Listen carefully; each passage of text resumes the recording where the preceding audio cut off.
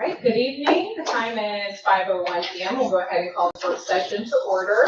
Our first very wonderful and exciting item of business is an employee recognition of Assistant Fire Chief Jerry Carter. And we have Chief Fowler here to talk about Mr. Carter. Good evening, Mayor and Commissioners. Tonight we're here to celebrate 50 years of service to the city of Grapevine. So I've got a little speech here I'd like to read. Chief Jerry Carter began his career with the fire department on May 17, 1976. During his first 4 years, he completed, of course, basic fire training, performed fire suppression duties, and advanced to the role of driver-operator. In 1980, Chief Carter was promoted to captain and assumed the role of fire marshal in the city of Grapevine. In this position, Jerry's phone. He's the only one. He can do what he wants. In this position, he was responsible for code enforcement, public fire safety education, and command level responsibilities within the department. In 1988, he was appointed assistant fire chief of the fire department, now referred to as our deputy chief, which Chief Eddie Alves has, becoming second in command. While serving in his leadership role, he continued his duties as fire marshal and became an active member of the department's training division. In August 1991, Chief Carter transitioned from his full-time role in the fire department to the private sector, where he conducted fire investigations for the insurance industry. At that time, he continued his service with the department as a volunteer assistant fire chief, rank he holds today. In this capacity, he has maintained command responsibilities at fire scenes, provides operational guidance to chief officers, and trust me, he has been a godsend to me since I became chief 5 years ago. He remains active in this role today, continuing to mentor our younger firefighters and officers. Throughout his career, Chief Carter has been actively involved in numerous fire service organizations. He served as an assistant coordinator for Tri-State Mutual Aid since the late 1980s. He has also been a board member of the Tennessee Advisory Committee on Arson and a longtime member of the Tennessee chapter of the International Association of Arson Investigators, serving as president in 1999. Currently, Chief Carter serves as chairman of the Certified Fire Investigator Committee at the international level, and a position he has held for the past 20 years. In addition to his fire service career, Chief Carter served one term as a commissioner for the city of Grapevine during the late 1980s and early 2000s. He continues to actively support and contribute to the fire department and the broader fire service community throughout Tennessee and the surrounding region. And tonight we're celebrating 50 years of Jerry Carter, and we've got a little plaque for him.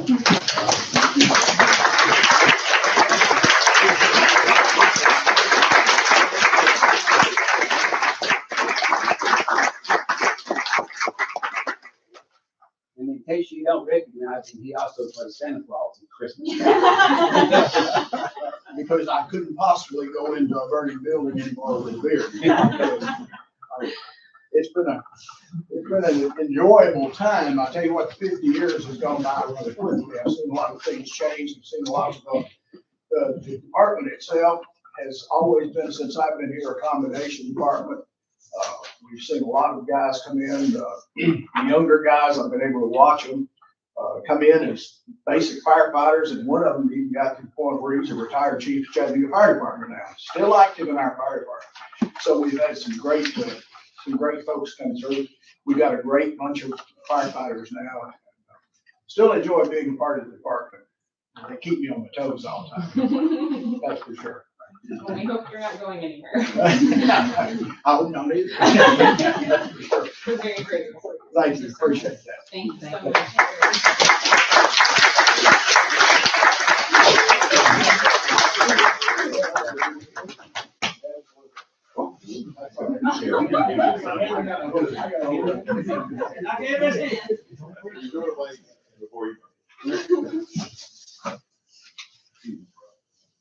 All right, moving on to item 2 on our consent agenda, approve revised GPS policy, resolution number 26-1909, Director Perry.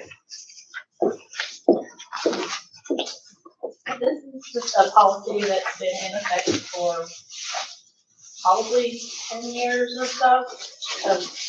We didn't see any reason to change it. Basically, it talks about these things can be on any of our city vehicles. It's used in police, fire, and public works. It can provide mileage reports, location history, location reports, a follow path, speed report, idle stop time report, ignition on and off report. The only change that we've made is that you can't be disciplined solely from GPS information because it's not always accurate. Any questions? By not always accurate, we had a situation where someone kicked it off, but it went under their seat and it stopped recording. So it looked like his vehicle was in the same position for several months in a row and it wasn't. So that's what I'm thinking about. Is it placed on the same area for each vehicle? No. It's, most of them aren't identifiable in the vehicle. They're under dashes and in compartments that can't be accessed for tampering. Okay. Most of them. Yeah, Yeah, that that was a while back. That was when we went to a T-Mobile service and it had a plug-in like you get from your insurance company, and they were bad just to drop out or be kicked out. Does it have anything to do with insurance, the vehicle insurance? But Yes, tracking on GPS. no, ma'am. Okay. Not unless there's some information that could be recovered, but it's not used for that. It has been used to identify City of Chattanooga trucks from time to time when we get calls that our trucks are speeding down the road, and we can go and we can look at the truck in question and it was never there.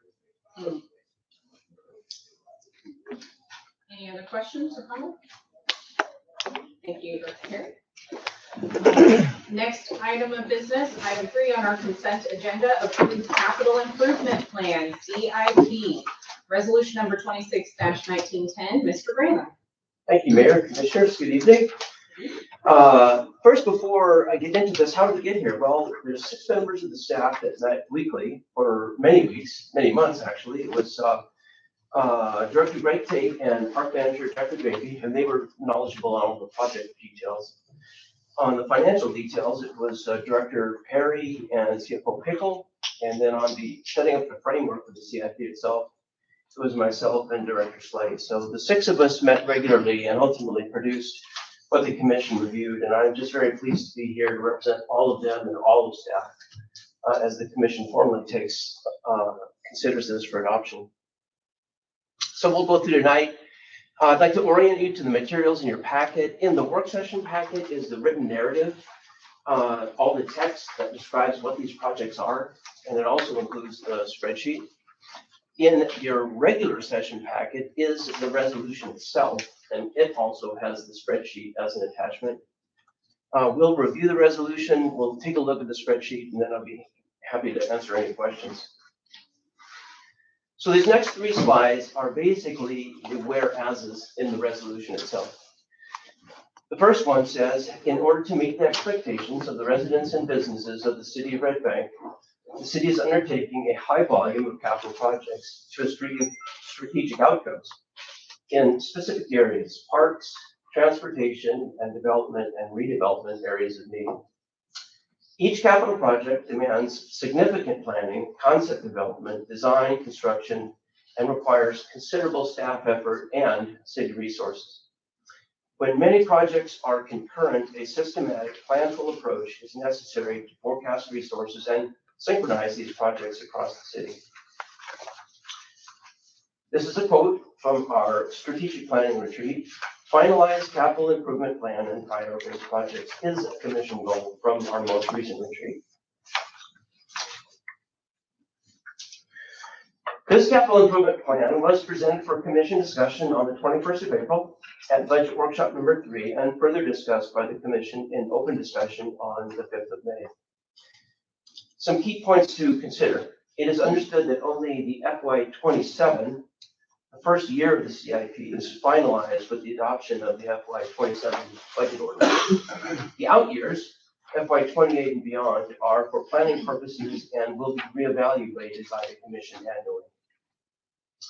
This resolution directs staff to develop a separate capital fund beginning in FY28, so not this budget year, but next year, to reflect capital funds, removing capital project funding from each department's operations budget beginning in FY28, a year hence.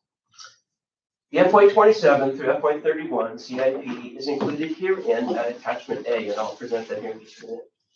Costs indicated reflect the city of Red Bank's general fund expense. So there's a lot of numbers in that spreadsheet, but that's just our general fund portion, not the total project cost. And it also doesn't it doesn't indicate the funds coming from other funds, such as stakes relief, sanitation, or stormwater.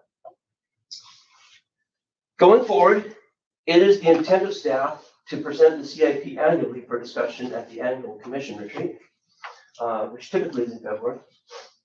And capital projects not included in the CIP are therefore not actively in development using staff resources and are not being communicated to other agencies as supported capital projects. Rather, all identified capital projects not listed remain documented in the Essentials Plan, a capital planning software purpose-built for cities to undertake long-range multi-project planning, enabling the city of Red Bank to map out the capital improvement program with greater efficiency. The Essentials Plan is managed by Community Development Department, and specifically Director Slay. Here is the attachment A to the resolution, and this is essentially the CIP. As you can see, it's a lot of numbers and it's data dense. The narrative in the work session packet is really an essential companion document to really understand what all this means. But generally orienting it down the left side, the column on the left side begins with debt service, and across the right, those are the loans that we already have that we're paying off. And you can see they decrease significantly. You get to FY32 and there's none in current debt service, even though it's not shown there. And then coming down that left column, we just list out all the projects. That first category, transportation improvement projects that are already ongoing, and those dollars listed out are match. Then you get in the light blue, the transportation improvement projects that are envisioned. We have some level of commitment, like dialogue with the TPO, for example, and those are listed and our expenses are projected, but we don't have anything under contract. In the orange is vehicles and equipment, and we did our best to look out into the future on that.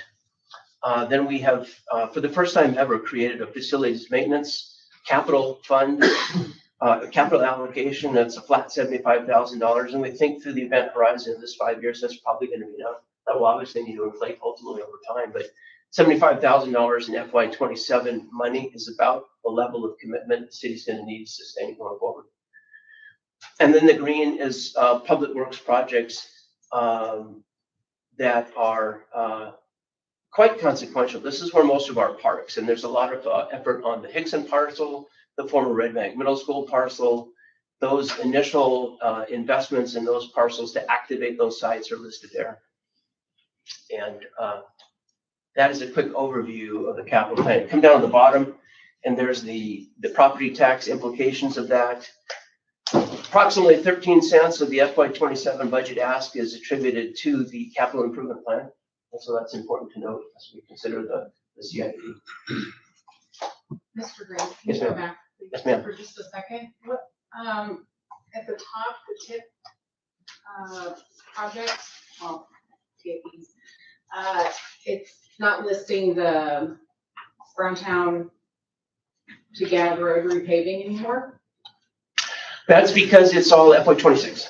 It will be completed before They're gonna- FY27? We're going to start next Tuesday. Oh, okay. Well, that's why I was asking, because I thought there was no way it could be done. It will be But done. okay, It will be done. all right. Okay, thank you. Right, Greg? Right. Okay. I got confirmation today from the contractor. If they can start next Tuesday, they hope to be done by Sunday. Okay. Wow, okay. So paving, restriping, all of that in North Reading. Reconfiguring. Yeah. Fabulous. Okay, thank you. Yes, ma'am. Thank you, ma'am. All right, do we have any questions? Comments?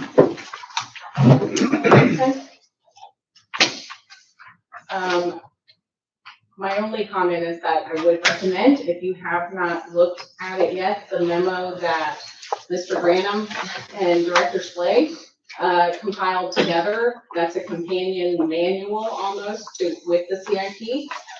So if you look back and you're like, what are all these numbers and these columns, and these years, and the memo will walk you through every single step of that CIP.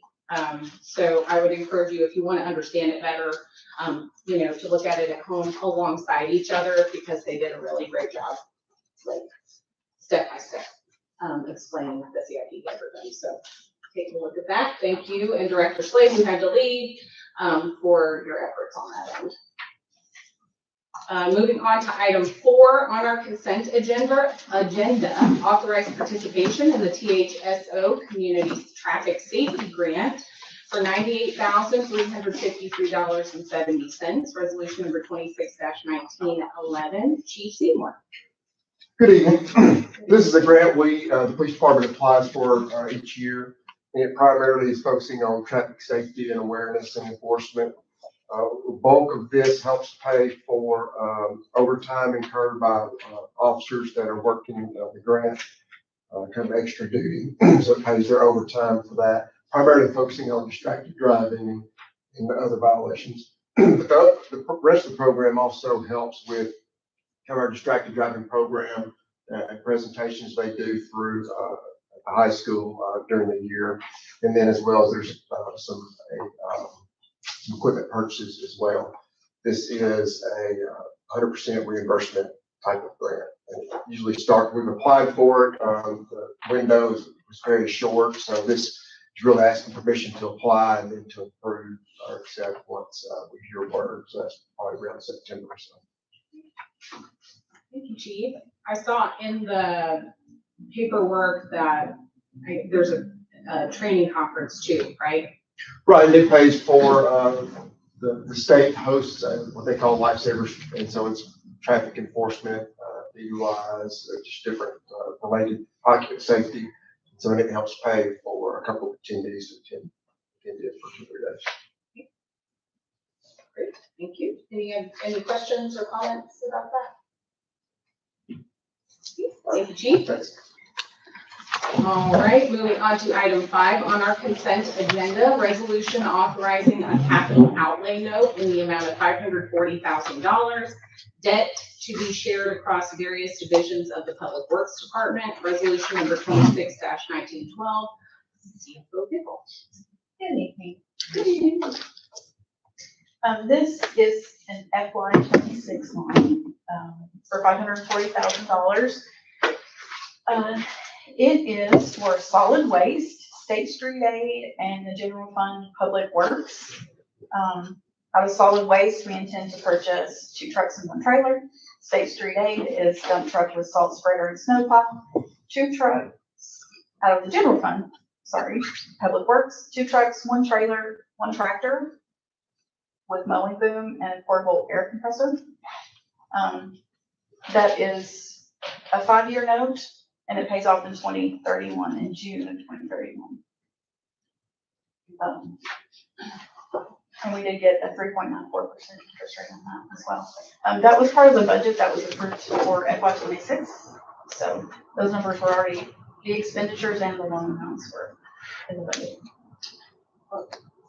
Correct me if I'm wrong, we did talk about this, and I believe the loan is actually around 30,000 less than we had actually budgeted for last year. Yes. Because of the reduction in costs for those work trucks. Okay, that they were able to, because the EVs were not available, but, so that's 30,000 less than we budgeted. Okay, any other questions, comments? All right, thank you, Ms. Pickle. Moving on to item 6, FY26 end of year grant rollovers, ordinance number 26-1309. Ms. Pickle. Hello again. It's still me. This is for the, let's see, what is the first one? The first one is the end of year grant rollover. So this is to identify mostly the expenditures that we've had on these grants. Some of them were reimbursement grants. Some of them are grants where we received the money and then we had the expenditures afterward, such as the Arts Build grants. Those 2 were for things that were specific. And the Project Diabetes grant, I know you see the work out on Dawson Ridge already, but we had not budgeted for these expenditures we already had brought before the commission, to apply for most of these grants, of course. And so it's just outlining on the second page, what those expenditures are for each of those items. It is grant revenue for all of these. It is not general fund balance for those. And then just the loan, spending the money for vehicles and equipment in solid waste and state street aid. Any questions about any of those grants? Okay. Thank you, Ms. Pickle. Moving on to item 7, FY 26 end of year budget amendments, ordinance number 26-1310, Ms. Pickle. Again. These are, like it says, the end of year budget amendments. So we did our best to estimate what our expenditures were going to be. Some of the lines were going to be over. Some of them were for things that we knew we were going to have, and some are things that we didn't anticipate for emergency expenditures. We have $270,300 that's going to come out of fund balance, and that is because these are not grants; these are unbudgeted items. So we had. And that's for the general fund, and then state street aid, we had 75,000, and solid waste, we had 27,600. Hopefully, we got all of those squared away. This should be the last one for this year. Any questions about the budget amendments? Okay, thank you, Ms. Pickle. Moving on to item 8, citizen comments on items on the work session agenda. Mr. Branham. Thank you, Mayor. This is the time for citizen comments. Please observe these rules. Comments are limited to 2 minutes here in work session or less, and the city recorder will operate a timer. If time expires, please respect your direction and conclude any comments. Comments should be addressed to the board as a whole and not to a particular commissioner or to city staff or to the audience. The commission is here to listen, not to engage or respond, so please do not expect a reply during citizen comment. Citizens are now invited to the podium. Please begin by stating your name and address. Hey, my name is Richard Lamb. I've lived in Red Bank. My family has for over 100 years.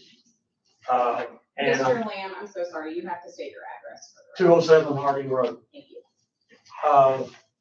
My biggest complaint is the property taxes. You've increased it 53%, and now you're increasing it again. I'm on the fixed income. I just built a house on Harding Road in my parents' old address. And if I'd known then what I know now, I would have sold a lot and moved to the county. It's getting ridiculous. And also you're planning to turn Dayton Boulevard into a green boulevard is about the most ridiculous thing, in my opinion, that I have heard.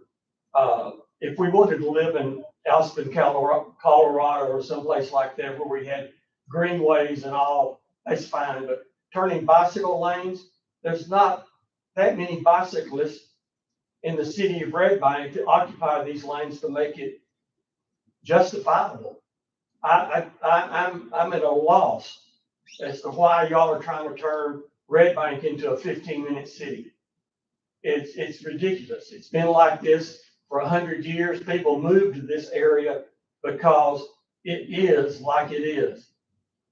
They don't want to come here and, have flowers growing down the middle of the road. They want to come here to have a nice neighborhood to go to. And I believe Red Bank in the past has been this, but the direction it's going right now, in mine and several other people's opinion, doesn't mean anything.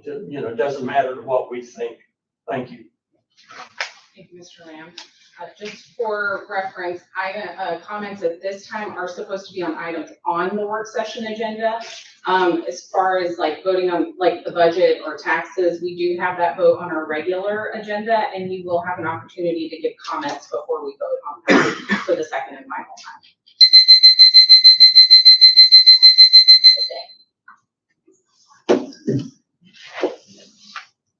Operator. Do further comments for items on this work session agenda? Okay, if not, do we have any other business to discuss? Okay, all right, in that case, we'll go ahead and adjourn our work session and we'll return at 6 o'clock to our regular meeting.